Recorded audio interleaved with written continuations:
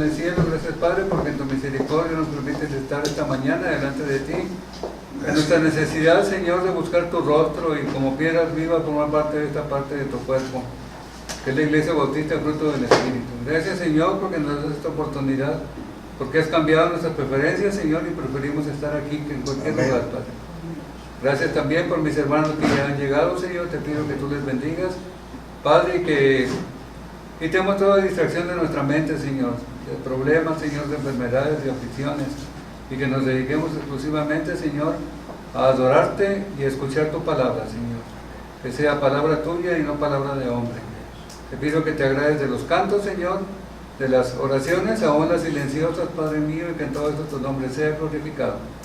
Quédate con nosotros, Padre, porque te lo suplicamos en el nombre de tu Hijo amado, nuestro Señor y Salvador Jesucristo.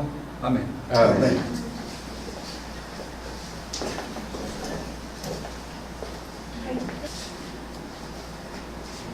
Vuelvo a dar gracias a Dios por la presencia de cada uno de ustedes en la casa de Dios. Y contrario a la forma en que normalmente predico, esta mañana quiero empezar con algunas preguntas de las que sí quiero respuestas. ¿Okay? ¿Qué es lo primero que viene a tu mente cuando escuchas la palabra iglesia? Los escucho. Es pregunta abierta. ¿Qué es lo primero que viene a tu mente cuando escuchas la palabra iglesia? Cuerpo de Cristo. Cuerpo de Cristo. Un grupo de personas que se reúnen para adorar a Dios. Eso es lo que... ¿Quién más tiene otra opinión? Unión. Unión. Cuerpo de Cristo. Ahora, tenemos que entender entonces que la iglesia no es un edificio, sino el cuerpo de Cristo, que somos los que conformamos la iglesia. ¿Estamos bien? Ahora, si alguien te preguntara ¿cómo es tu iglesia?, ¿qué le responderías? ¿Cómo describirías a esta iglesia bautista fruto del Espíritu?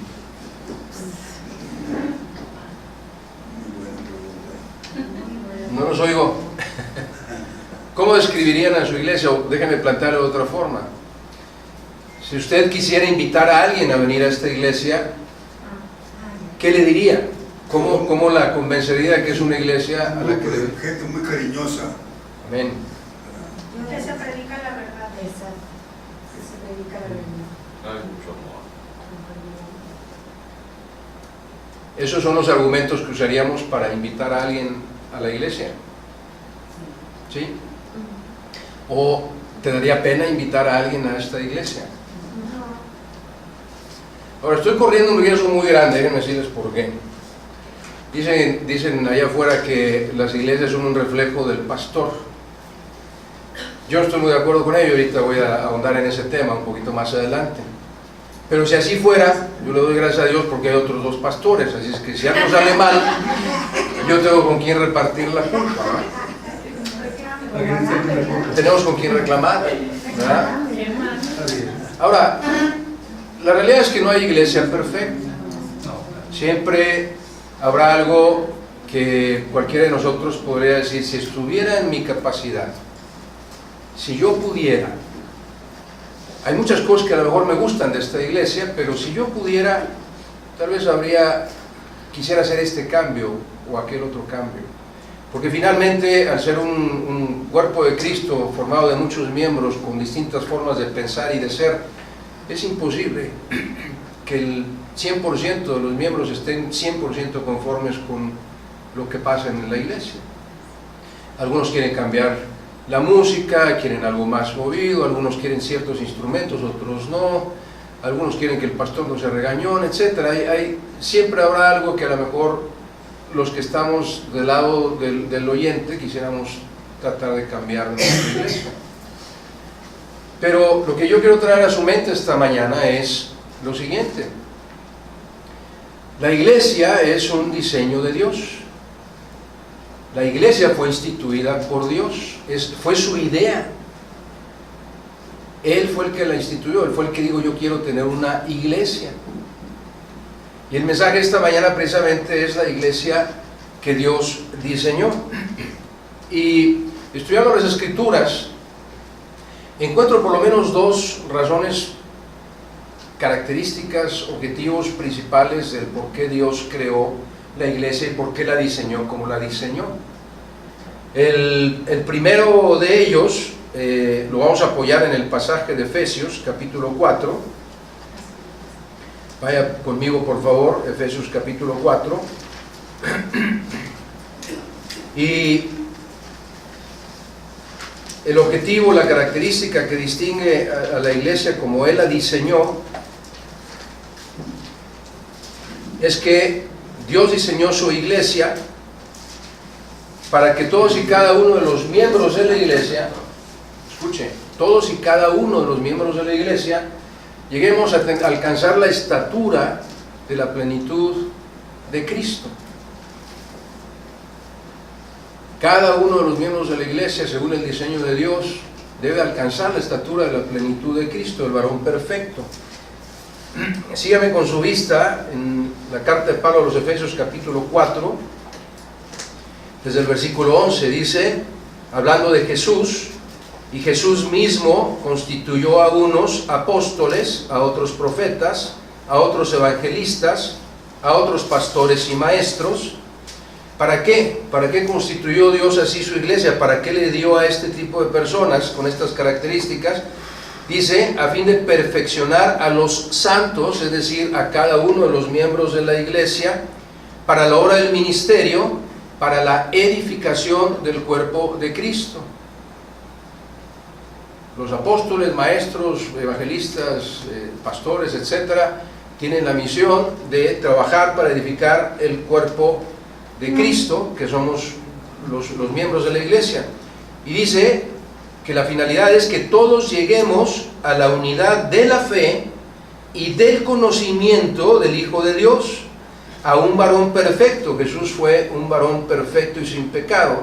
Dice, a la medida de la estatura de la plenitud de Cristo. Esa es la finalidad. Dice, hasta que todos lleguemos a la medida de la estatura de la plenitud de Cristo. Cuando eso suceda, dice el versículo 14, ya no seremos niños fluctuantes, llevados por doquiera de todo viento de doctrina, por estratagema de hombres, porque para engañar emplean con astucia las artimañas del error, sino que en lugar de eso, al llegar a la estatura de Cristo, siguiendo la verdad en amor, esta es la verdad, y esto es lo que hay que seguir, en amor, crezcamos en todo, en aquel que es la cabeza, esto es Cristo, de quien todo el cuerpo, nosotros, bien concertado y unido entre sí por todas las coyunturas que se ayudan mutuamente, es decir, no hay discrepancias, no hay roces, no hay alguien que me caiga mal y aunque me caiga mal lo amo porque es criatura, creación de Cristo. Dice, todo el cuerpo bien concertado y unido entre sí por todas las coyunturas que se ayudan mutuamente. Y escuche muy bien esto: según la actividad propia de cada miembro. El diseño de Dios para su iglesia es que cada miembro tenga una actividad y que cada miembro esté activo, que use los dones o el don que Dios le dio, porque haciendo eso recibe su crecimiento para ir edificándose en amor. Esta es la primera razón del diseño de nuestro Señor, de cómo Dios diseñó su iglesia, para que todos y cada uno de nosotros, entendiendo la palabra, conociendo a Jesucristo, tratemos de llegar a alcanzar la estatura de la plenitud del varón perfecto, esto es, de Jesús.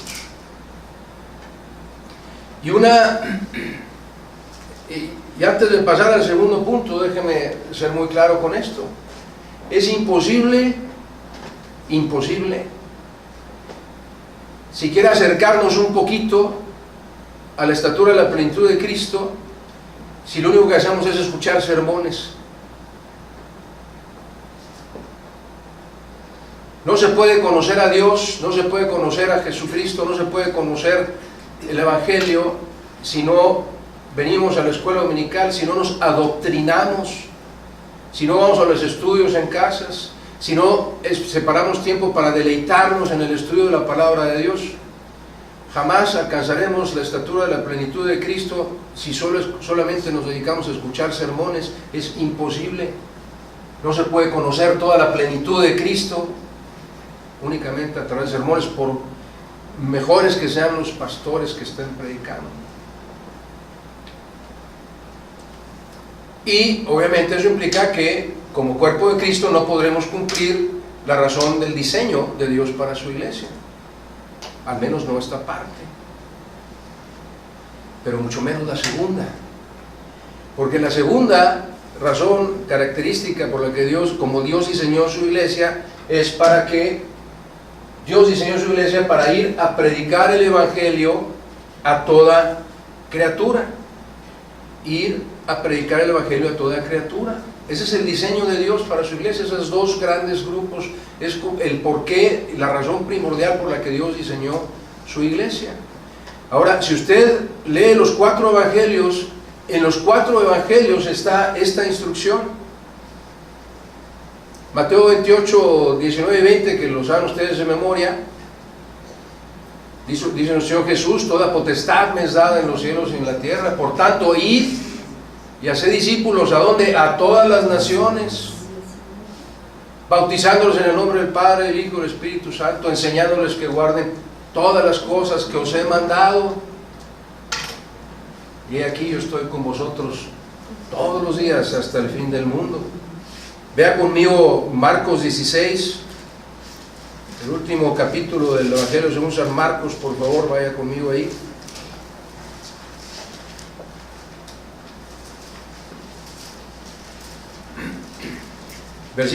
Empezando desde el versículo 15, dice: Jesús les dijo: id por todo el mundo y predicar el evangelio a toda criatura.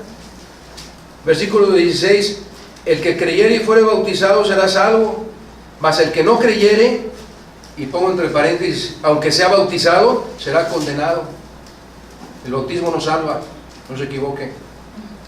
El bautismo no es para salvación de pecados. Por eso no está incluido aquí. Por eso dice muy claramente: el que creyere y fuere bautizado será salvo, mas el que no creyere, por no creer, va a ser condenado. Aunque se bautice 100 veces, será condenado. La instrucción de nuestro Señor no cambia a través de los años. Vaya al último, por favor, conmigo, al último capítulo de Lucas 24, capítulo 24.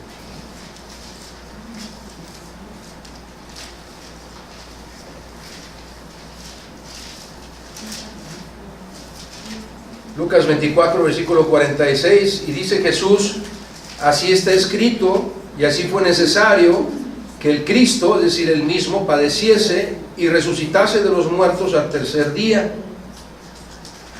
y que se predicase en su nombre el arrepentimiento y el perdón de pecados en todas las naciones, comenzando desde Jerusalén. En todos los evangelios está la instrucción, porque ese es el diseño de Dios para su iglesia, de que vayamos a predicar el evangelio.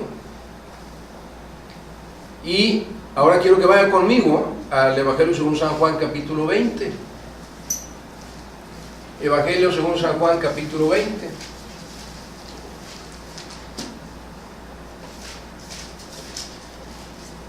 Y antes de llegar, aquí en este capítulo 20 vamos a ver la misma instrucción de nuestro Señor Jesús enviando a sus discípulos, pero antes de ello quiero que usted y yo analicemos algunas características de lo que era la iglesia en su inicio, y trate conmigo de encontrar algunas similitudes con esta, su iglesia. Evangelio según San Juan, capítulo 20, vamos desde el versículo 19. Juan 20, versículo 19, dice así la palabra de Dios: cuando llegó la noche de aquel mismo día, ese mismo día es el día de la resurrección. Si usted lee un par de versículos antes, es el domingo de resurrección. ¿Okay? Dice, cuando llegó la noche de aquel mismo día, el primero de la semana. ¿Por qué? Porque nuestro Señor había instituido que el primer día de la semana fuera el día en que se reuniera la iglesia. Dice, estando las puertas cerradas en el lugar donde estaban los discípulos, en el lugar, donde los discípulos estaban reunidos por miedo a los judíos. Las puertas de donde estaba la iglesia reunida estaban cerradas por miedo a los judíos. De modo que la iglesia, en sus inicios, tenía temor de salir a predicar el evangelio. ¿Por qué? Porque su maestro acababa de morir. No lo habían visto resucitado. Cristo, su Mesías, había sido crucificado. Ahora, no dejaron de reunirse por eso. Estaban reunidos el primer día de la semana, el domingo de resurrección, como iglesia, pero tenían las puertas cerradas por temor a los judíos. ¿Hay temor en esta iglesia para salir a predicar? Sigue diciendo el versículo 19: vino Jesús y puesto en medio les dijo: paz a vosotros. Y cuando les hubo dicho esto, les mostró las manos y el costado traspasado por la lanza, y los discípulos, ¿qué dice? Se regocijaron viendo al Señor. De modo que ahora el temor que tenían como iglesia se convirtió en regocijo, en gozo. Mire, cuando nosotros venimos a la iglesia, así es como tenemos que venir. Porque venimos a la iglesia a alabar a un Dios vivo, a un Dios resucitado. Es que venga usted no con tristeza a la iglesia, venga con gozo. No venga por obligación tampoco. Venga porque hay regocijo en su corazón, porque usted pertenece a un Dios vivo y quiere venir a alabarle y adorarle. Versículo 21. Entonces les dijo otra vez: paz a vosotros, como me envió el Padre, que dice, así también yo os envío. Como me envió el Padre, así también yo os envío. Como ven ustedes, en los 4 evangelios, el diseño de Dios para su iglesia es que todos vayamos a predicar el evangelio. Termina diciendo, versículo 22, y habiendo dicho esto, sopló y les dijo: recibid el Espíritu Santo.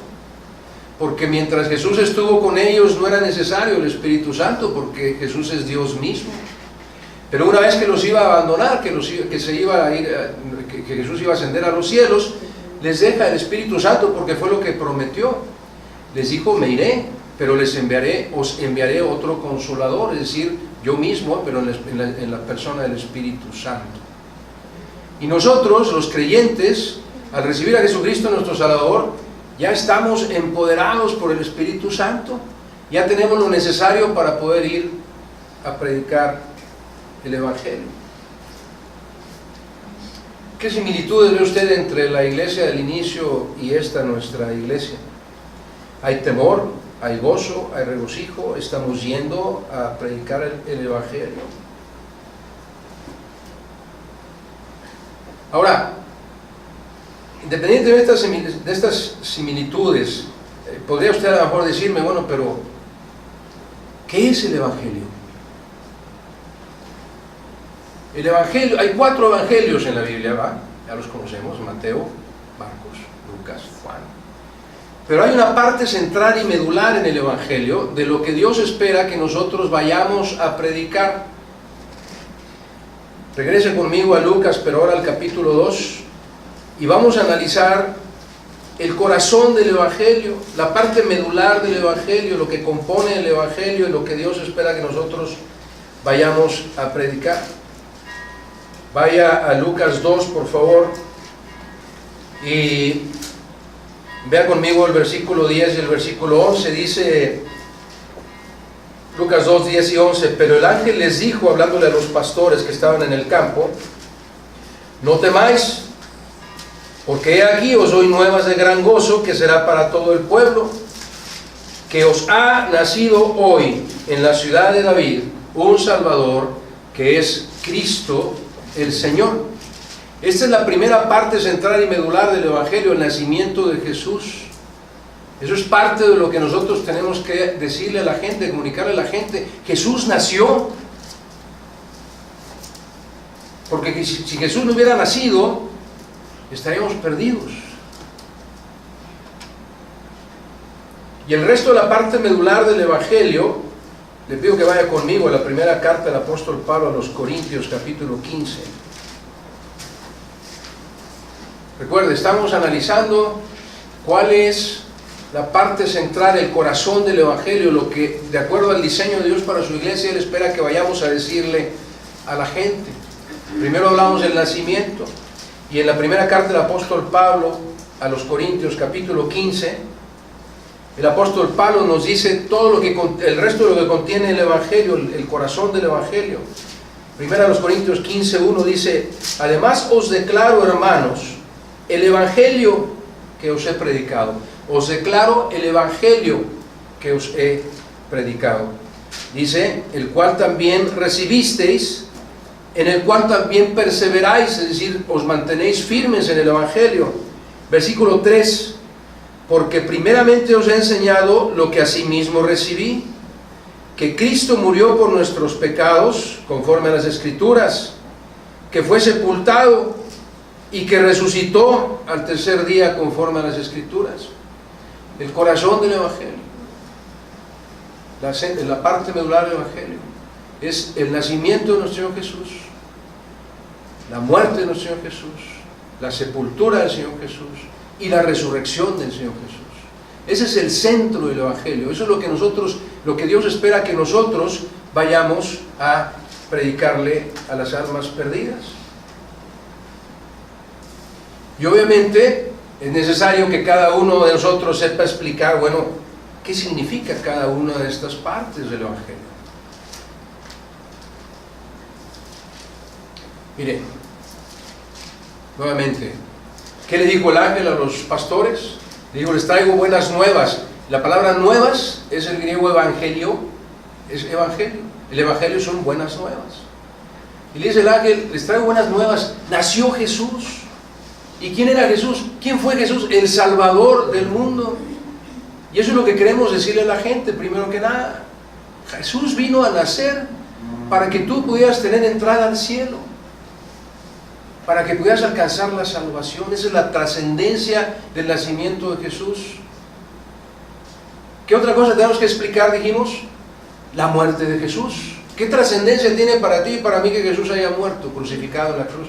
Bueno, ahí en la cruz clavó nuestro pecado. Por su muerte en la cruz limpió todos nuestros pecados. Todos aquellos que aceptamos a Cristo como nuestro Salvador, todos nuestros pecados fueron borrados, clavados en la cruz. Esa es la trascendencia del sacrificio del Señor Jesucristo en la cruz. ¿Qué hay de su muerte? Que también tenemos que explicar. Oye, pero estuvo en la tumba, sí. ¿Qué estuvo haciendo en la tumba? Bueno, ahí mismo en Efesios 4, pero empezando desde el versículo 7, explica, no se vaya para allá para que no se me distraiga, explica el apóstol Pablo, dice que bajó hasta las profundidades de la tierra y llevó cautiva la cautividad. Mientras el tiempo del Señor en la tumba, nuestro Señor Jesús bajó al Hades, al seno de Abraham o al paraíso, son nombres idénticos, el significado es lo mismo, donde estaban todos aquellos que habían muerto hasta antes de ese momento y que habían creído en Cristo como su Salvador, que habían tenido fe en Dios. Ahí estaban. Y Jesús bajó por la cautividad, los que estaban cautivos, y los llevó al cielo, a la presencia de Dios Padre. Esa es la trascendencia de lo que Jesús hizo mientras estuvo en la tumba. Y finalmente la resurrección. ¿Cómo podemos explicar la trascendencia de la resurrección de Jesucristo? Simplemente así, porque Él resucitó, tú y yo resucitaremos un día. Si crees en Cristo, hubieras dicho amén. Porque Cristo resucitó. Si tú creíste en Cristo, resucitarás juntamente con Él un día. Ese es el Evangelio. Eso es lo que tenemos que salir a explicarle a las personas. Y yo sé que ha habido mucha discusión sobre este tema y mucha gente dice, bueno, es que el Evangelio es un don o es un mandato. Y se pone a discutir y argumentar que si es un don o que si es un mandato. El grave problema consiste en que queremos encuadrar en la palabra evangelizar, queremos limitarla al hecho de traer a las personas a los pies de Cristo. Decimos, evangelizar es traer a las personas a los pies de Cristo. ¿Sabes qué? Ese es el fin del evangelio. Pero en eso no es evangelizar. El fin del evangelio sí es que a través de que tú y yo le expliquemos a la gente por qué nació Jesús, por qué murió Jesús, por qué tuvo que morir, por qué tuvo que ser sepultado y por qué resucitó. Cuando eso le explicamos a la gente, muy probablemente, si lo entienden y el Espíritu Santo obra en ellos, aceptarán a Cristo como su Salvador. Ese es el fin del evangelio, pero no es eso evangelizar. Espero que no esté yo confundiendo. Evangelizar es todo el evangelio, no nada más, porque luego nos dan textos, ¿va? Y llévale en un texto Romanos 3:23 y 6:20 y nos dan textos a seguir para guiar a la persona a los pies de Cristo, y creemos que eso es evangelizar y que no tenemos ese don. Ahora es cierto, por eso Dios nos dio a cada persona una misión y un don, ¿va? Y hay personas que tienen a lo mejor mejores capacidades para convencer a las personas de traerlos a los pies de Cristo, pero no perdamos de vista que no es la persona, es la obra del Espíritu Santo a través de la persona quien nos trae a los pies de Cristo. No son mis características, no son tus características, no son tus cualidades, no son mis cualidades, es el Espíritu Santo obrando a través de ti.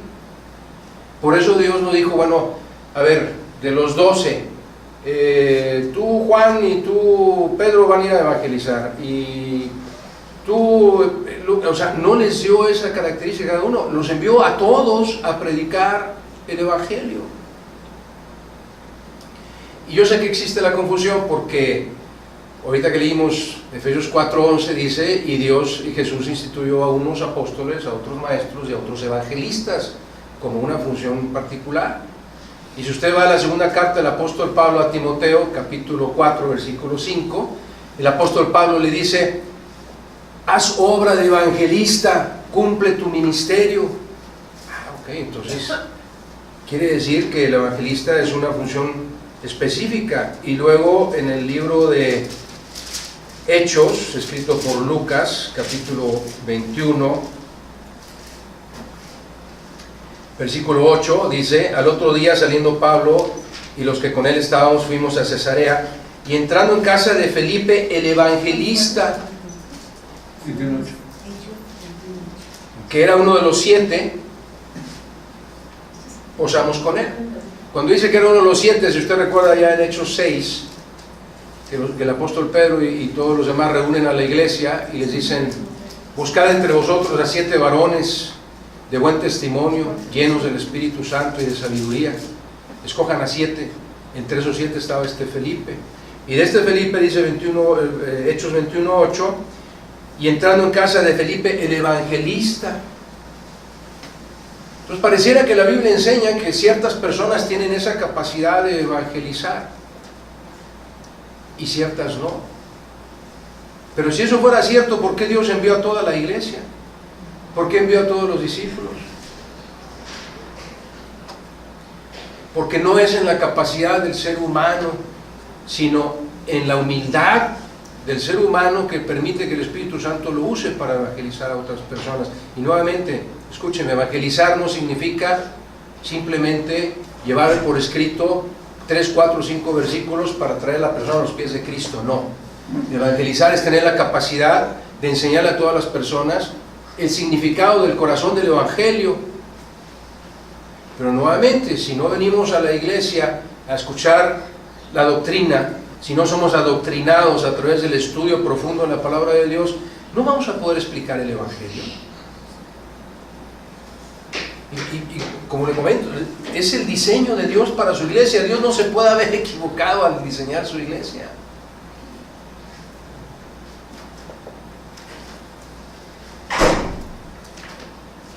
¿Cuál de las características, o ninguna, o una sí y otra no, crees que distingue a esta iglesia? O déjame ser un poco más puntilloso en mi pregunta.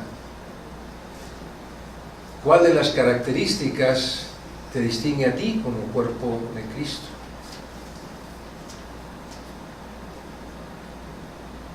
¿Qué tanto te esfuerzas, inviertes tiempo en adoctrinarte para poder ser usado por Dios para explicar su evangelio? ¿Qué tanto tiempo dedicas a evangelizar? Son los dos objetivos primordiales del diseño de Dios para su iglesia. Y el objetivo de Dios no es que se cumpla nada más uno o el otro, es que se cumplan los dos. Los dos forman parte esencial del diseño de Dios para su iglesia. ¿Estás esforzándote para crecer espiritualmente? ¿O necesitas un poco de ayuda ahí? ¿Necesitas esforzarte más, dedicar tiempo a estudiar la palabra de Dios para que Él pueda hablar a través de ti? Esta mañana me exhortaba Pastor Bacot, me decía, ¿cuánto tiempo dedicamos a ver un partido de fútbol o de béisbol o las novelas? ¿Podrías dedicarle 2 horas a la lectura bíblica como se les dedica a ver un partido de fútbol? ¿O 1 hora? Bueno, no, déjenme decirle, las novelas duran todo el día. El capítulo dura 1 hora, pero se la pasan hablando del capítulo el resto del día. ¿Cuánto tiempo dedicas al estudio de la palabra de Dios y cuánto tiempo dedicas a hablar a otros de la palabra de Dios?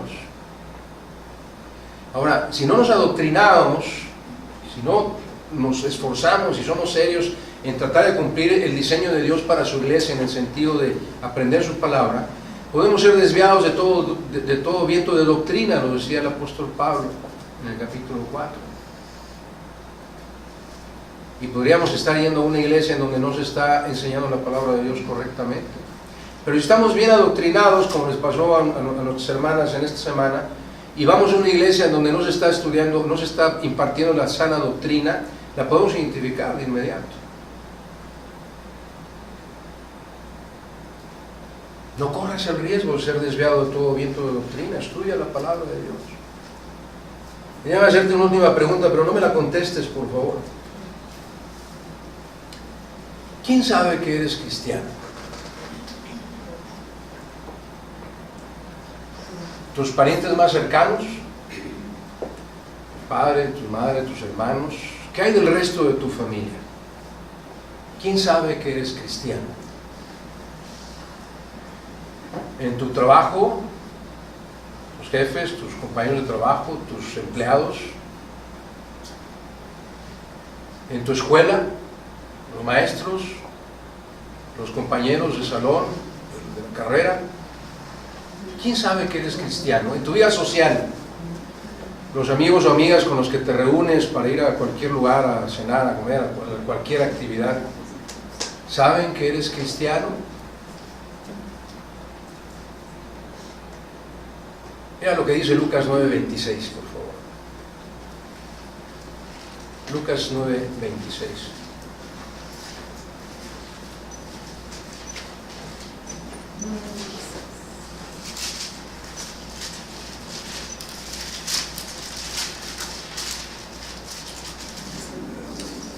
Vamos a leerlo al unísono, por favor. Lucas 9:26. ¿Estamos listos? Sí. Dice la palabra de Dios: porque el que se avergonzare de mí y de mis palabras, de éste se avergonzará el Hijo del Hombre, cuando venga en su gloria y en la del Padre y de los santos ángeles. El que se avergonzare de mí y de mis palabras. El Hijo del Hombre se avergonzará de él cuando venga en gloria con sus ángeles.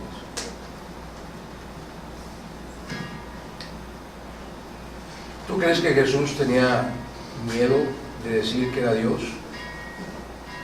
¿Él murió? Muchos de sus apóstoles murieron por lo mismo, por decir que eran cristianos. Y déjeme hacer un último paréntesis aquí antes de entrar a la conclusión. Mire,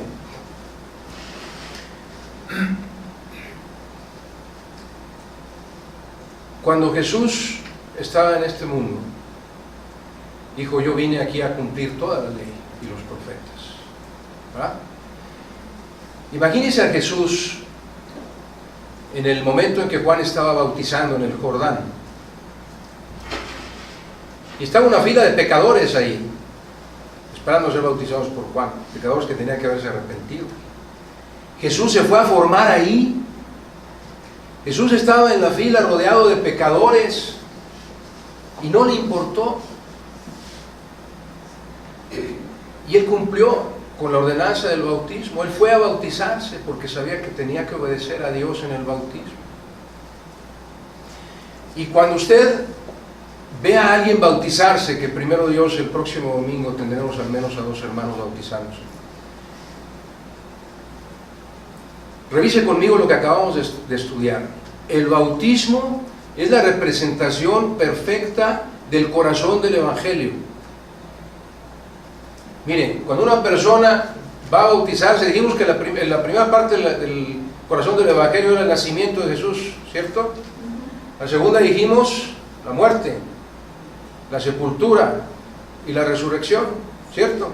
Cuando una persona va a bautizarse, es una persona que ha nacido de nuevo, porque ha creído en Cristo como su Salvador. Si usted no ha creído en Cristo como Salvador, sigue siendo un hombre viejo, una mujer vieja, sin vida eterna. Si usted ha creído en Cristo, es una persona nueva, así es un nuevo creyente, ha nacido de nuevo. La primera parte del corazón del Evangelio. Y cuando usted llega a las aguas bautismales, está muerto, ha muerto a sus delitos y pecados, ha sido salvado de sus delitos y pecados. Cuando usted es sumergido en las aguas, ejemplifica la sepultura de nuestro Señor Jesús. Y cuando usted emerge de las aguas, ejemplifica la resurrección de Jesús. El corazón mismo del Evangelio está representado en el bautismo. Y si a Jesús no le dio vergüenza bautizarse, ¿por qué habría de darle a usted vergüenza bautizarse? Si lo que va a hacer en ese acto es decir, yo soy creyente, yo soy cristiano, y he aceptado a Jesús como mi Salvador, y por eso estoy muerto, he muerto a mi vida pasada, la sepulto y emerjo a una vida nueva de resurrección.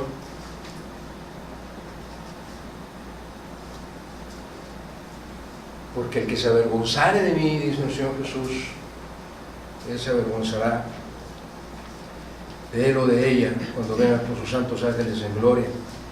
Vaya conmigo por último al Evangelio según San Mateo, por favor, capítulo 5. Evangelio según San Mateo,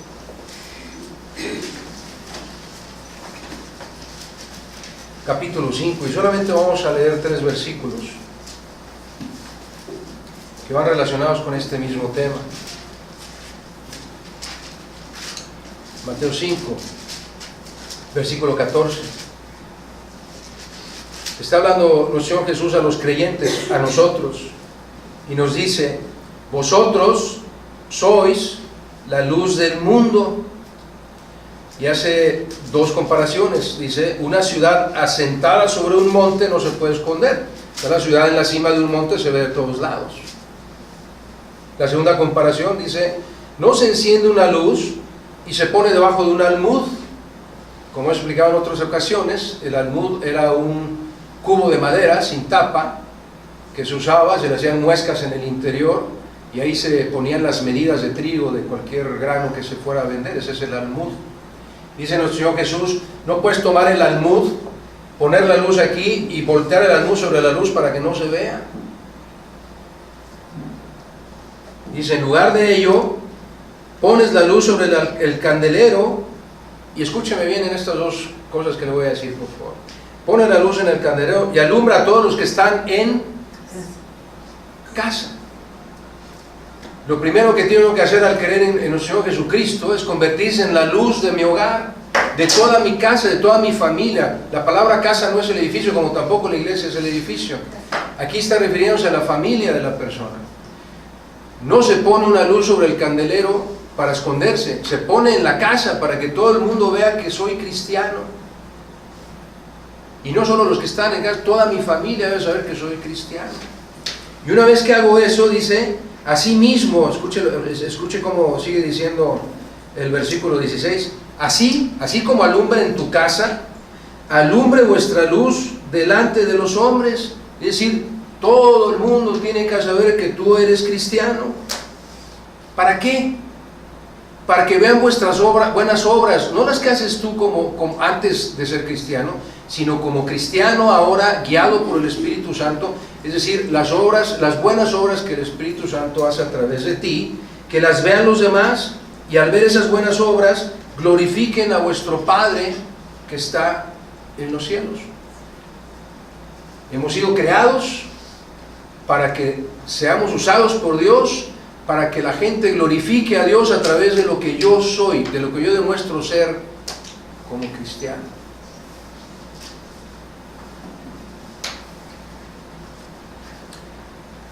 Termino diciendo lo siguiente, amados hermanos y hermanas, amados oyentes. A Dios no se le obedece por obligación.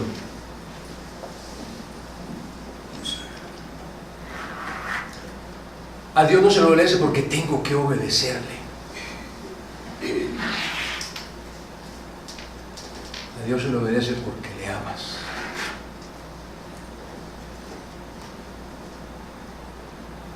Si la razón por la que tú obedeces a Dios no es por amor, es exactamente lo que hizo Caín.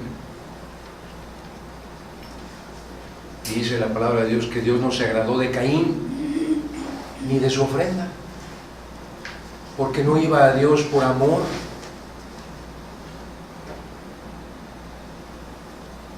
Si tú quieres obedecer a Dios en cualquier ámbito, en entender que Dios te está pidiendo, de acuerdo a su diseño, te está pidiendo que te prepares para poderle llevar el Evangelio a otras personas, y si Dios te está pidiendo que lleves el Evangelio a otras personas, y si Dios te está pidiendo que utilices tus dones para el servicio de Dios, y si Dios está pidiendo que lo obedezcas en cualquier área, en el bautismo, en servir en la iglesia, en predicar, en enseñar, etc., hazlo por amor, no por temor, mucho menos por dinero, como tristemente lo hacen en muchas sectas.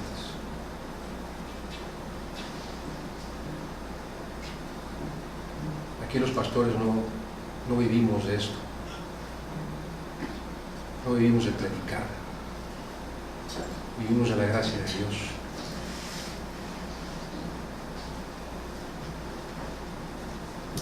Quiero que si estás conmigo y estás convencido de lo que acabo de decir, lo que acabas de escuchar, quiero que le pedí al pastor Paco que pase nuevamente para entonar un himno más. Quiero que estemos en pies y vamos a entonar el himno que se titula Usa mi vida, y te lo pido con el corazón en la mano.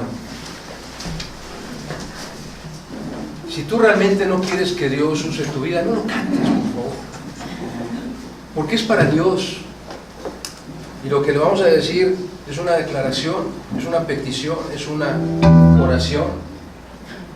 Pero si no lo sientes, si no lo crees, mejor no lo digas, porque Dios ve tu corazón y Él sabe si realmente eso es lo que sientes en tu corazón.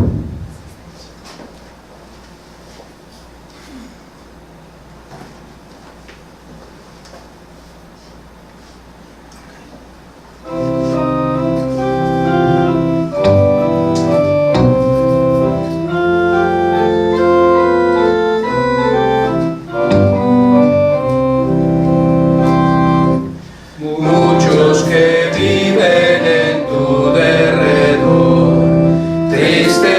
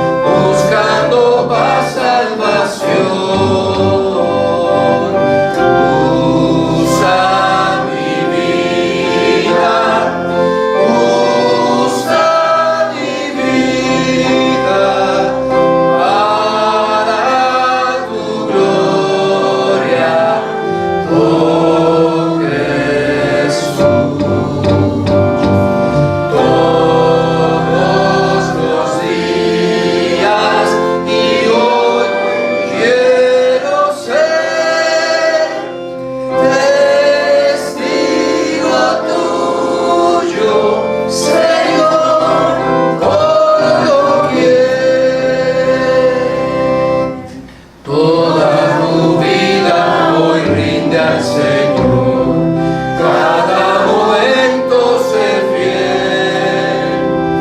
Otros que vean en ti su amor, pronto se rindan a Él.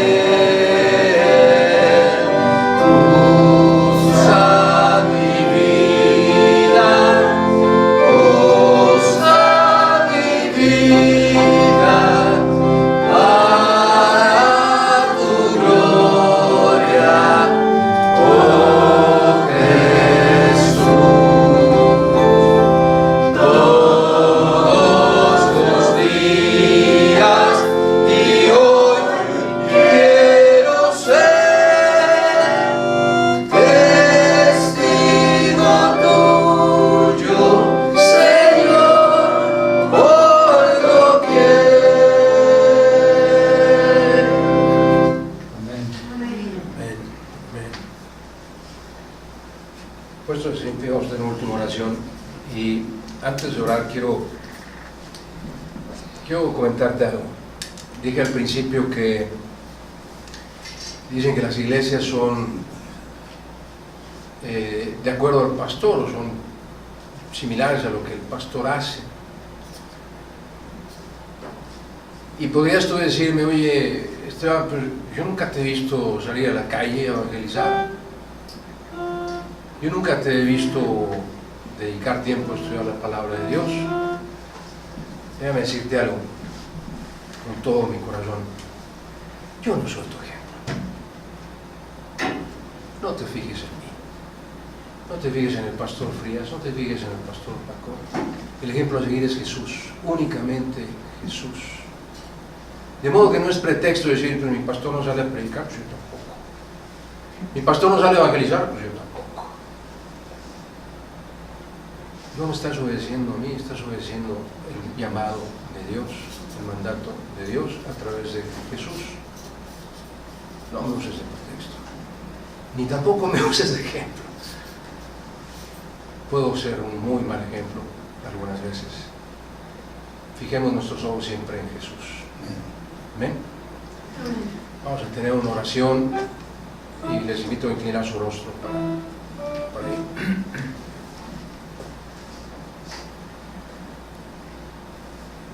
Nuestro buen Dios y Padre Celestial, te damos infinitas gracias, Señor. Gracias porque eres perfecto, Señor. Tu palabra es perfecta. Y a través de ella nos enseñas lo que tú esperas de nosotros. Permite que no olvidemos esas enseñanzas, Señor. Fortalécenos, que tu Santo Espíritu nos llene para que en todo momento podamos ser instrumentos útiles para ti. Usa nuestras vidas, Señor, para tu gloria. En el nombre de Jesús te lo rogamos, Señor. Estamos para amarte, para obedecerte, para servirte. Úsanos donde quiera que vayamos, Padre. Que no olvidemos que somos tuyos, que todo lo que somos es gracias a ti. Padre, gracias por este grupo de creyentes que estuvieron atentos a tu palabra. Bendice a cada uno de los que están aquí, Señor, con tu presencia, con tu dirección, con tu cuidado, con tu protección. Bendice a los que están enfermos, Señor, obra poderosamente en sus vidas para que puedan sanar. Y Padre, en una petición muy especial en esta hora, te pedimos por nuestro país que está próximo a elegir el nuevo presidente. Señor, danos de tu sabiduría, muéstranos quién debe ser la persona por la que votemos, Señor, para que este país esté en paz, Señor, que no haya disensión como lo ha habido los últimos años. Y Padre, también en una petición muy especial, rogamos a ti por Venezuela, Señor, un país que precisamente hoy tendrá votaciones. Señor, suplicamos tu intervención poderosa en todo ese pueblo, Señor, en toda esa nación. Muéstrate, Señor, muéstrate en cada uno de ellos. Muéstrales que les amas, Señor. Muéstrales que estás ahí, que estás en todo lugar, dispuesto a servir y ayudar. sobre todo aquellos que son tus hijos, Señor, aquellos que creen en ti, aquellos a los que tú puedes bendecir abundantemente porque son tuyos. Pero Padre, te pedimos que cuides de esta nación que ha sufrido tanto por tantos años con este dictador, Señor. Cuida de las familias de nuestros hermanos Enzo y Frank. Provee, Señor, a sus necesidades, porque sabemos que hay escasez de todo, Señor. Pero también sabemos que tú eres el dador, que tú eres el proveedor de todo lo que necesitamos. Sé con cada uno de ellos, Señor, y fortalece la fe de nuestros hermanos Enzo y Frank. Haz de sentir tu presencia también en sus corazones, Señor, que estás con ellos. Y permítenos como iglesia arroparles, Señor, mostrarles tu amor. Y también te rogamos, Padre, por último, por cada una de las personas aquí representadas, familias aquí representadas, que también podamos percibir no solo tu presencia, sino tu cuidado, tu protección y tu dirección en nuestras vidas. Y Padre, gracias también por los diezmos y las ofrendas, gracias por el dador alegre, Señor, bendícele con abundancia y permite que esta iglesia use con sabiduría los bienes que tú pones a resguardo de su mayordomía, Señor. Queremos ser fieles en todo absolutamente, Señor, para darte la honra y la gloria, majestad, imperio y potencia por los siglos de los siglos, en nombre de Jesús. Amén. Gracias, Señor. Pueden tomar su lugar.